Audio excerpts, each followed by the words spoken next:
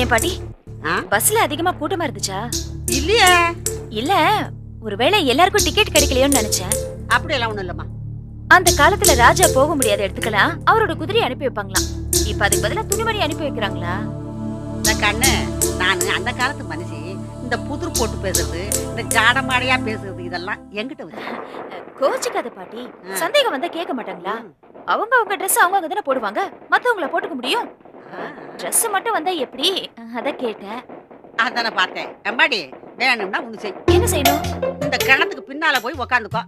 அத்தை மகனே அவசரமா வா, மாமன் மகனே மறுக்காமல் வா, விடுவதற்கு முன்னாலே வேறசாவே வா அப்படின்னு அங்க உக்காந்து பாடு.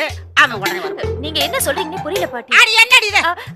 இந்த பாரு, உனக்கு நான் ஜாட மாடியா சொல்லிவிட்டேன். உனக்கு புரியலன்னா நான் என்ன பண்ணுவேன்? நான் வரேன். பாட்டி சொல்லிட்டு போங்க பாட்டி. அடி என்னடி இது? உனக்கு சொல்ற விதமா சொல்லிவிட்டேன். இந்த பாரு, ஆத்திரத்தை அடக்கலாம். சொன்னா அவனுக்கு புரியாது. சரோக்கா கிட்ட கேட்க முடியாதுன்னு இந்த பாட்டி கிட்ட கேட்டா ஒரேடி குழப்புது. அப்பாக்கு. அப்பா, இது உங்களுக்கு. எனக்கா? இதப்பமா வாங்கினேன். நான் உங்ககிட்ட தானே இருந்தேன். நீ வாங்கினது பார்க்கவே இல்லையா? ஆமா, கடையில வாங்கும் போது நீங்க எங்களையா பாத்துட்டு இருந்தீங்க? கடையில வேடிக்கை தானே பாத்துட்டு இருந்தீங்க. அம்மா, நீ வாங்கினது சொல்லவே இல்லையம்மா. அப்பவே சொல்லியிருந்தா வேண்டான்னு சொல்லியிருப்பீங்க. அதான் ரகசியமா இருக்கட்டுமேனு உங்ககிட்ட சொல்லல. நாம கடைக்கு போன அன்னைக்கு இவர் தான் சொன்னாரு, மாமாக்கு ஒரு துணி வாங்கிட்டு வான்னு. மாப்பிள்ளையே சொன்னாரு. ரொம்ப சந்தோஷம். ரொம்ப நன்றி மாப்பிள்ளை. என்ன மாமா இது? எதுக்கு நன்றி இல்ல? சரோ, எங்க போஸையும் தனத்தையும் காணா? நம்ம வரும்போது இங்க இருந்தாங்களே. வீட்டுக்கு தான் பாட்டி போயிருப்பாங்க. இந்த போஸ் இருக்கானே, சரியான திருவிழா தான். எல்லாரும் இங்க இருக்கும்போது அவன் மட்டும் ஏன் பொண்டாடி கூட்டிட்டு போனா? இந்த தனம் இருக்காள, ஜாடி கேட்ட மூடிதான் போயேன்.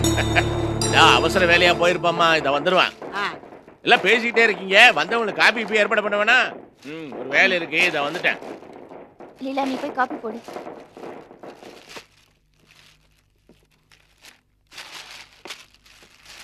அதேடு.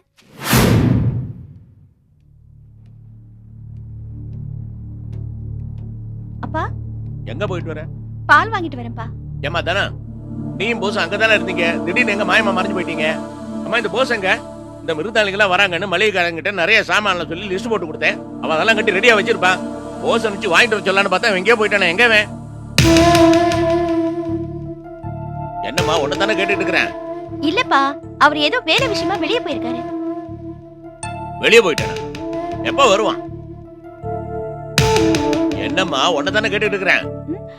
தெரியலப்பா. அப்பெல்லாம் வெட்டியா வீட்ல 24 மணி நேரம் உட்காந்து தரையை தேய்ச்சிட்டு இருப்பாரு. இப்பதான் அந்த வேலை இந்த வேலை சொல்லிட்டு போயிடுறாரு.